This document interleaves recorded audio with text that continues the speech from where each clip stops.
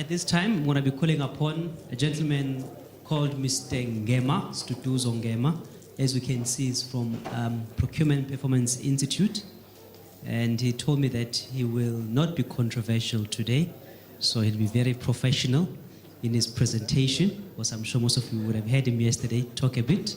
So we are now going to be calling him up to talk on the next topic for us. Simzama Ngehlombe says.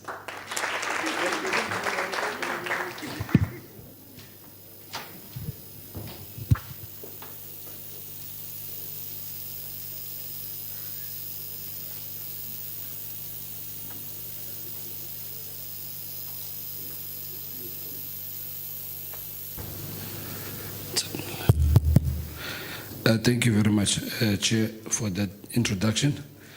Colleagues, as been indicated, my name is Nduduzo Ngema from the Procurement Performance Institute. We're based here in Durban, and our work is more around on the transformation of procurement. I've been asked today to share a few experiences from a practitioner / activist point of view around enterprise development, strategic sourcing, and impediments of SCM best practice. Through your indulgence, can I kindly start with the letter? Because I think I wouldn't want to end with bad news. So I would like to end with good news on enterprise development. So let me start with the bad news.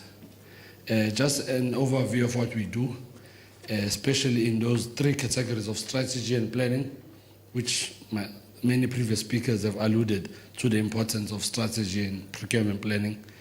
But I think what uniquely places us is the emphasis on cashable savings. Wherever we've worked, we've demonstrated how our efficiency reviews and can assist organizations, especially in the public service, obtain significant cash back from how the SCM processes are discharged. Lastly is the emphasis on strategic skills transfer. We know those consultants that stay with you for long. You know, we like to come in and support and leave. That's our motto. And our structure is focused around 5 key outputs. We have a dedicated focus on infrastructure delivery management, especially in the municipal context. This is a big challenge, as most of municipalities struggle to spend their meek funds. So we assist in the infrastructure procurement and infrastructure delivery value chain. On digital transformation, because we want to exist in the 4th Industrial Revolution, which we've been well schooled on in this conference. So, but here a special emphasis is that we provide an online academy. So we train people at their jobs. You don't have to leave to go get a laptop. So you use your own laptop at work to go through our training. And our training programs are accredited by the Chartered Institute of Purchasing SIBS. They are our partners. And I want to correct some few statements made about them earlier on. SIBS is very, very big on the public sector. It's the public sector that don't use SIBS. SIBS have tried many a times to get National Treasury involved. And in partnership with SIBS, we've offered even our services at no cost to the public service. And unfortunately, there are red tapes, which we all know about. So SIBS is a big player in the public sector. And SIBS has professionalized the entire UK public sector procurement. 80% of the UK's procurement spend is spent on SMMEs. That was an initiative driven by SIBS since 1997 to date. So we want to get to that level as well. We've got the National Youth Development Agency, which is interested in our enterprise development model. We're working with Italia here in the province, and then ABSA as a ESD fund manager in our programs. Just a brief highlight of the things that we've been involved in across the country. The key highlight is when we started in around 2008 to 2010 with eThekwini municipality, we did a supply chain turnaround that delivered 57 million rand in cashable savings. Some of the colleagues from eThekwini are here will know us, quite familiar. They've just recently hired us back again to solve the traffic this time. We are currently working for the Department of Transport here in KwaZulu-Natal. We've developed a sector transformation strategy for not the department specifically, but for the entire transport sector of KwaZulu-Natal. Johannesburg Road Agency, we helped them in 6 months to place over 800 million rand worth of infrastructure contracts in time for the World Cup in 2010. We've been appointed by the Municipal Infrastructure Support Agency, MISA, which you quite know very well, to support Nelson Mandela Bay turnaround few years ago. Now, before I get into the gist of the matter, I just thought after so many critical inputs made by my colleagues who spoke before me yesterday and today, and I thought attending the session yesterday would make things easier for me, but the speakers who spoke today have increased the bar as well, so it's not paying a dividend I expected. But I thought if we pay attention at this picture, which was the cover page of the Times magazine recently, it talks about the world's most unequal country. And it says inequality is the root cause of all our ills. The purpose of me displaying this picture is because it looks quite familiar, right? Looks like most places where we all come from. Now,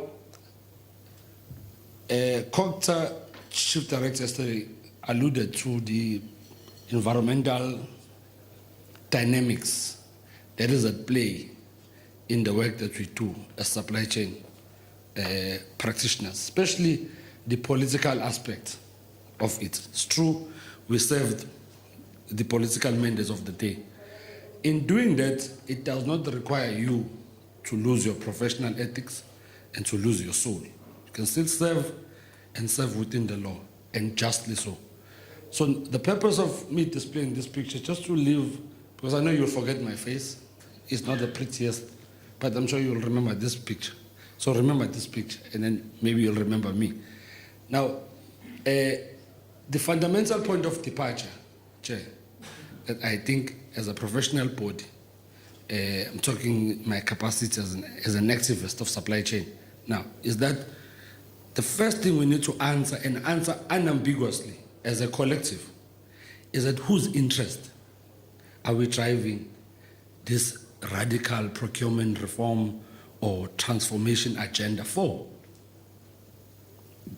That's what I think as academia, as business, if you are clear, I think everything else will follow in their rightful places. Now, I'm also raising this picture because we are in the 4th Industrial Revolution. And for me, I will want the 4th Industrial Revolution to be more focused on the human developmental aspects than anything else. The world's food waste exceeds the world's hungriest population. We waste a lot of food as humans, which doesn't get a chance to feed the hungriest households. That's what has been consistent in the 1st, 2nd, and 3rd revolution. So the 4th, the human spirit must triumph. The better of us must come out of there, and this cannot be better placed than in the hands of procurement and supply chain practitioners, because the state is the biggest buyer of any good or service. The state is the biggest player in the economy, which in South Africa context, the economy is in the hands of a minority few. The rest of us have access, indirect access, status into the economy via the state. So it represents all of us. It's our shareholder in the economy. Because all of us here don't have shares in the JSE. Maybe one or two of us. So therefore, we are not active players or shapers of the economy. But we do so via the state. And we are that machinery that can drive this radical shift. But as we do so, let's be clear at whose interest. Now, there are many challenges and impediments around supply chain management best practices, which have been well alluded to from your acts and their limitation legislation. I don't want to repeat what has been said, colleagues. I came here specifically to elevate just three of the challenges for me, which I feel in the current context and in the current dispensation are very critical in whatever we do, and they impact our work environment urgently. One of them can be placed at a political level. And by what I mean at a political level is that the official legislation of 30% subcontracting is a decision which was made by the powers that be. I've been against this since it was mooted since 2010. Because when you legislate 30% subcontracting, what you are saying to industry, you're saying, I am prepared to pay 30% more just for you to subcontract a black individual. And the state currently, worse in the local government sphere, has no capacity to determine market-related prices. The state is using outdated 4 processes: a verbal quotation, a 3 quotation at 30,000 threshold, a 3 quotation below 200,000, and a tender. That's what the states use in the context of local government. And it only changes the threshold figures in province or national and SOEs. But the process is still the same. It's a 31-year-old outdated approach, which in itself has done serious economic consequences for our country because of it has pushed the inflation, it has pushed the price of doing business with the state. Now, you then introduce and legislate at 30%. Yes, the legislation may say at 30 million and above, but the reality as practitioners, you know that you are subcontracting everything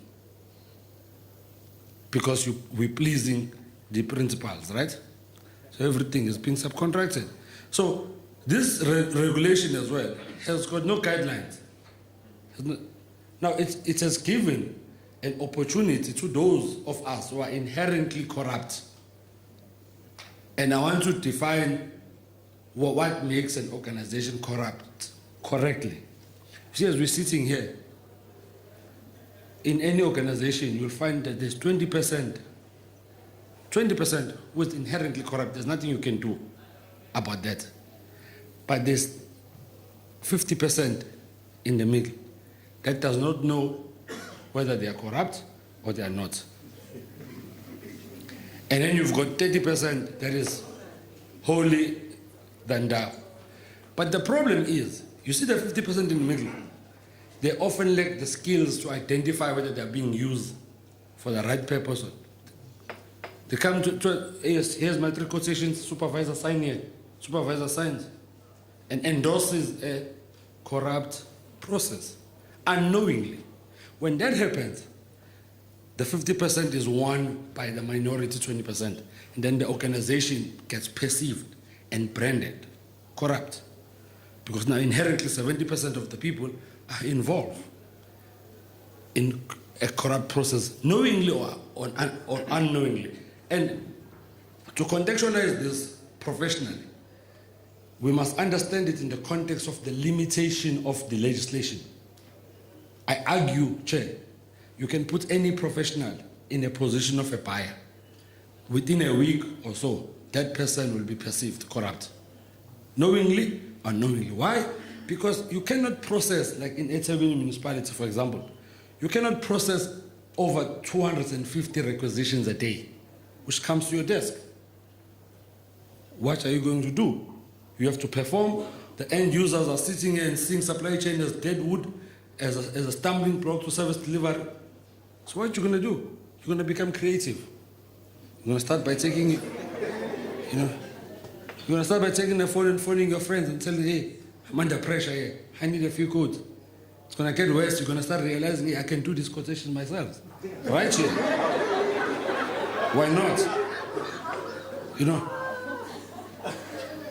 Now that's the creativity that's going to kick in trying to honestly do your job. You see, the system is failing you. The legislation is setting you up for failure. So we need to speak and pronounce ourselves against this legislation. In KZN in particular, this 30% has created a huge problem because it's what gave rise to Amatela Ngokubona. See, because now they see the legislation, and then worse, there was a procurement in Dawa that says military veterans will get how many? 10%. Youth, 35. Women, 10. Now, we've legislated these things without understanding the practical implications of it on our day-to-day jobs. Now, these guys organize themselves and say, no, the law says this, the politicians have said this, you must just deliver. So now we have, therefore, as the body, professional, need to fight fire with fire. So we can no longer sit behind our offices and act cool. I know accountants like to look cool. They're the cleanest on campus. You see an accounting student. Now, we have to also meet fire with fire. So we have to be activists. If you have to go on the street, we must also go on the street and say to our principals, change the legislation. Make it more enabling and conducive. Now, the second issue related to that 30% is that because there are no uniformed procedural guidelines on how you subcontract. Now, I can have a group of my friends who I just give to every supplier and say, this is a subcontractor, this is a subcontractor you will use. No questions asked.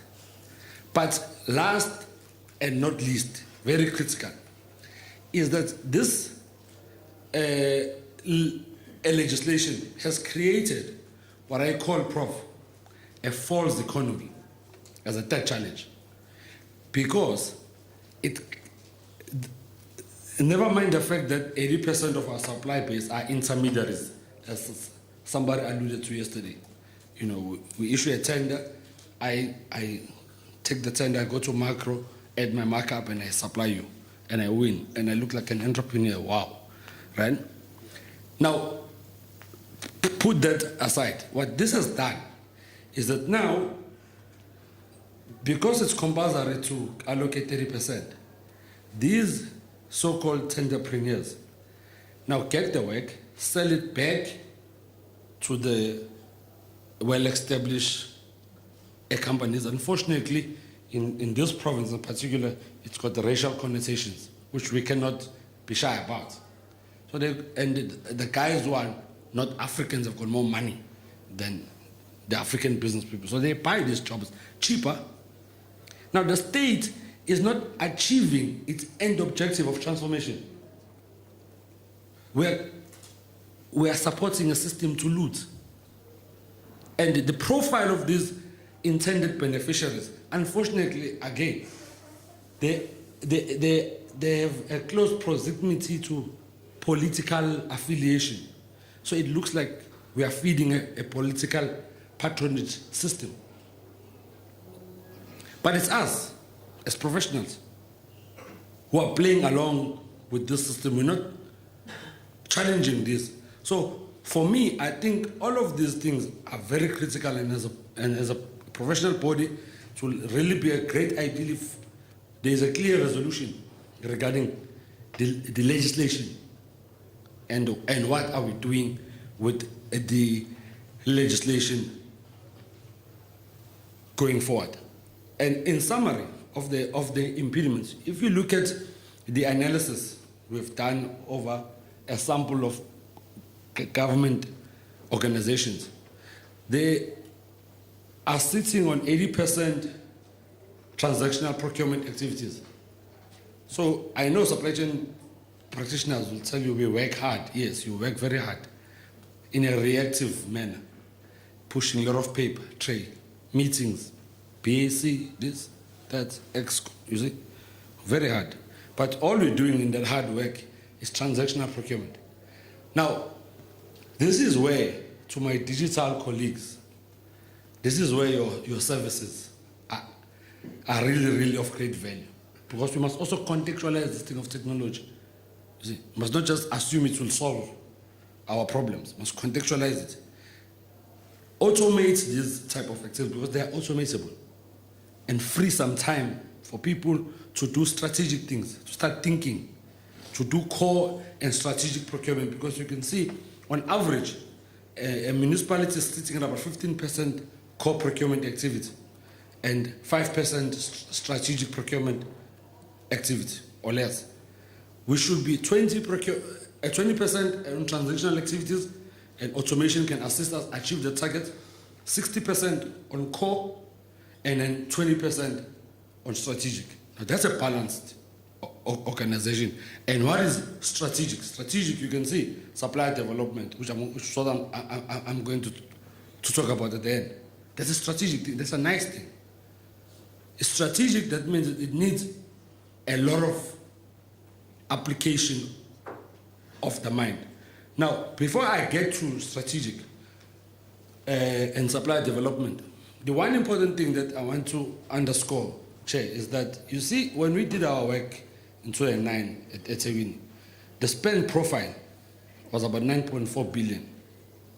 Out of this 9.4 billion, 215 suppliers were getting 80% of the money. And 9,528 suppliers were getting 20%.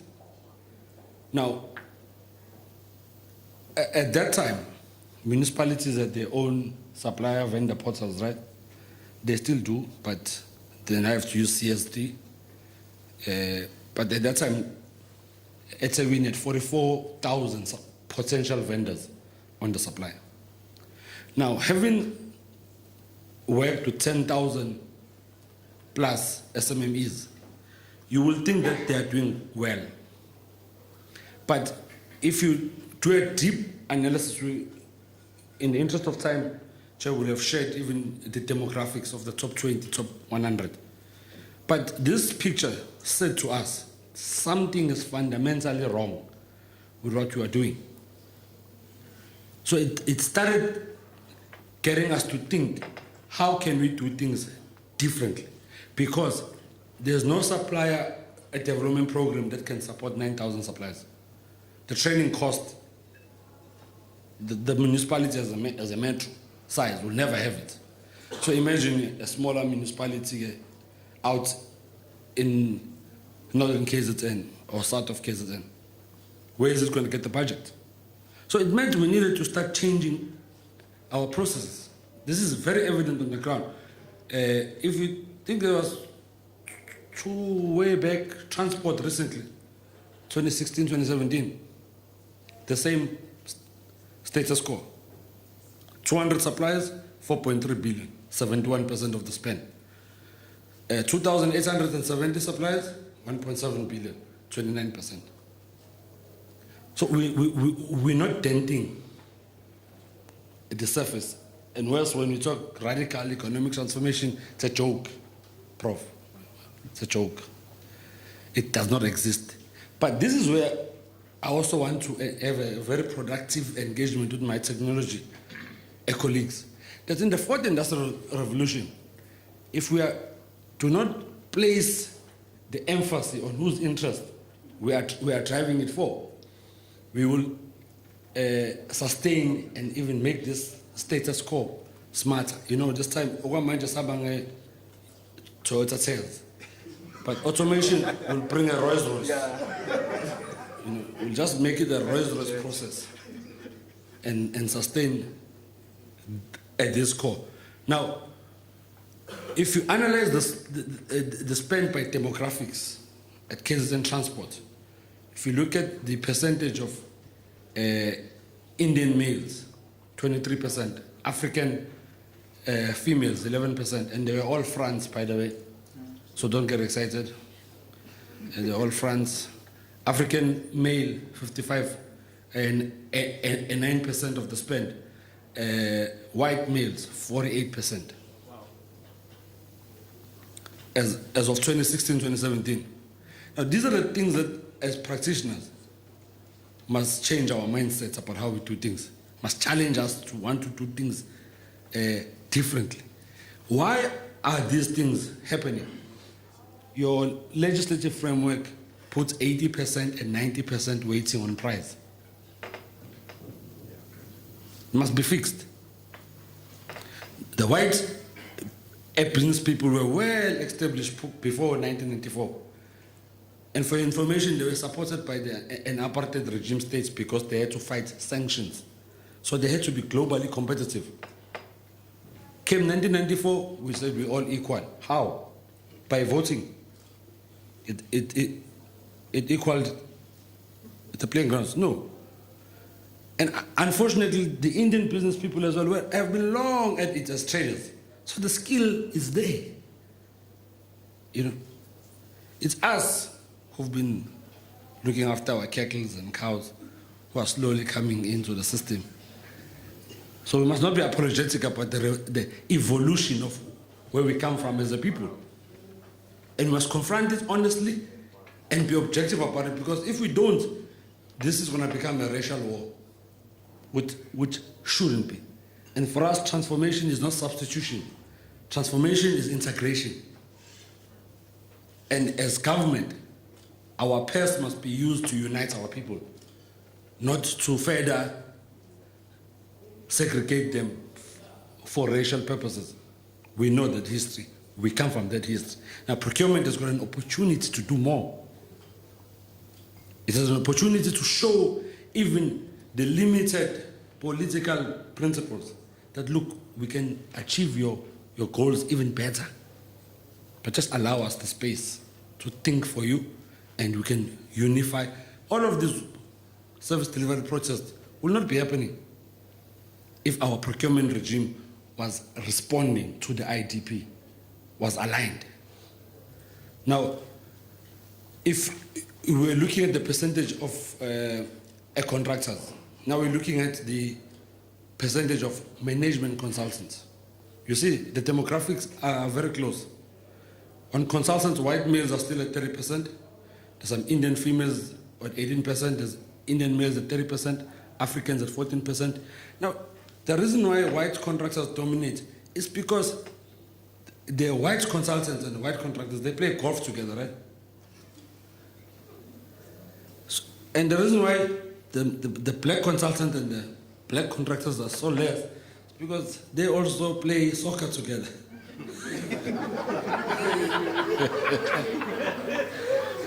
Right? So, it's human nature. These things are inevitable. But the only thing that can assist us is our processes and our systems. But also, our biggest challenge as professionals in supply chain is that we keep changing goalposts. If I'm appointed to supply stationery at a municipality today, tomorrow, the same time, the same spec, same price, I'm no longer the most responsive. I know we're looking for a women now, no youth. So, you see, now we keep changing a goalpost. So that also adds to our already strenuous professional image, which says we are inherently corrupt. So to move this, now we need to start embedding practical strategic sourcing acumen in our organizations. And there are 6 key enablers for me, which most of the speakers have touched on, so I won't dwell much, but I'll just highlight. Policy and strategy is key.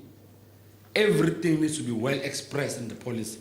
One of the biggest problems with policy currently in local government, Chair, is that it is a carbon copy of Treasury regulations. Those consultants who did the policy for you took the treasury guidelines and said, this is what you must do, and the change must to we shall. It's a carbon copy. You'll all have the same lookalike policy except the logo and the signature of the mayor at the end. Now, procurement in Pongolo cannot be the same in eThekwini. Can't. So it needed a customization of the local demographics and the local supply-based market analysis to be informed by all of those things. To say, if you want to address local content in Pongolo, your best bet in most commodities, you'll define local as a supplier coming from eThekwini, because you will not get accounting firms based there. Hardly. So when it's time for the financial end and you want assistant and you want to go around and send it, chances are you'll have to say in Pongolo, local means being in KZN. Understand?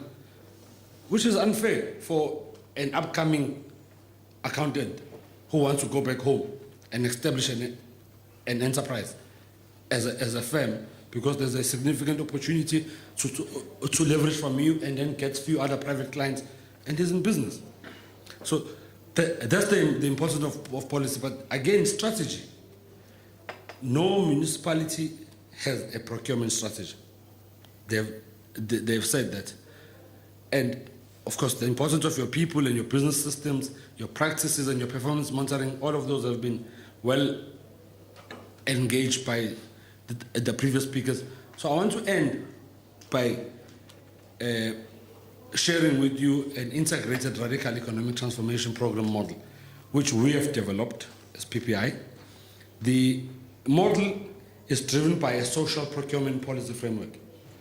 So we've designed a social procurement policy framework that is fully compliant with the current legislative. And what we've done, we've creatively exploited the legislative gaps, because many of us think that the opportunity for doing radical things only started with the revised triple PFA of 2017. No. There's actually a practice note, number 3 of 2001, that talks about special conditions of contract. It's a very powerful practice note.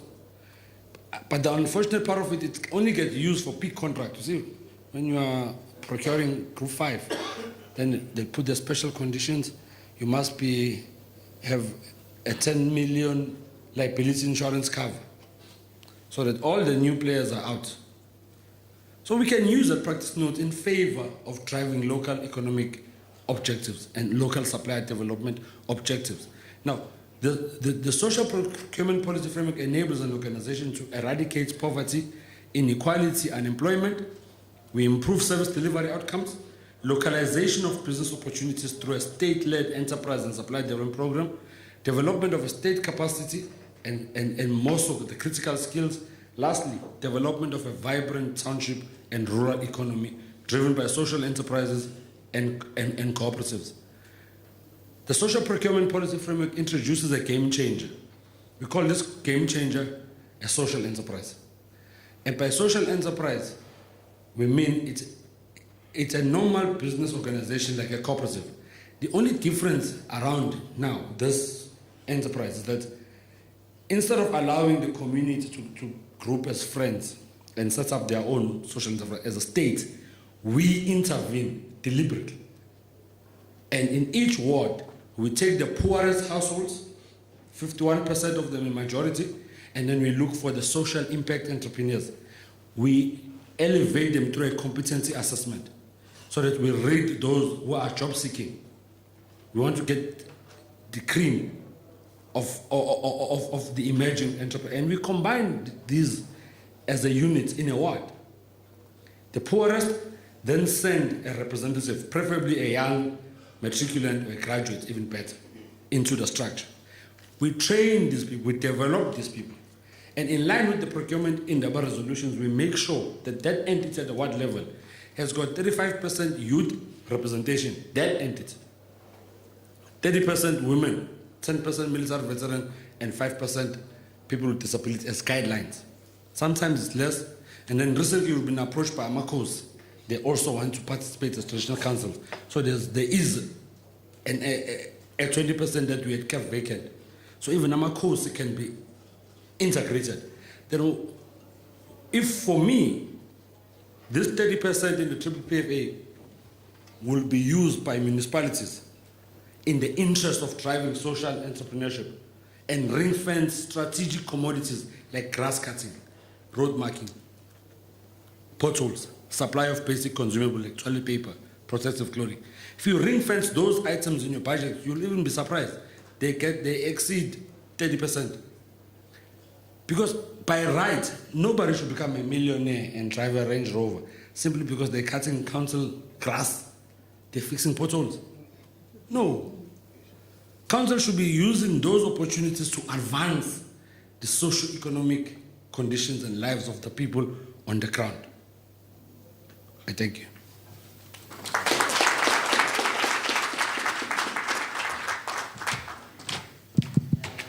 Yeah, you can take a seat. I don't know whether it's the color of his shirt he's wearing is representing. I'm just joking. He's not in that game. No, thank you so much, Mr. Ngema. Can you please give him a round of applause? That was very insightful. You know, yesterday when you were, saying certain things, I thought you'd be so controversial. But certain things that you said here were so important. And your statement that it's not about the racial divide. You know, you can use procurement because people are hungry and there are certain people who, have to be uplifted.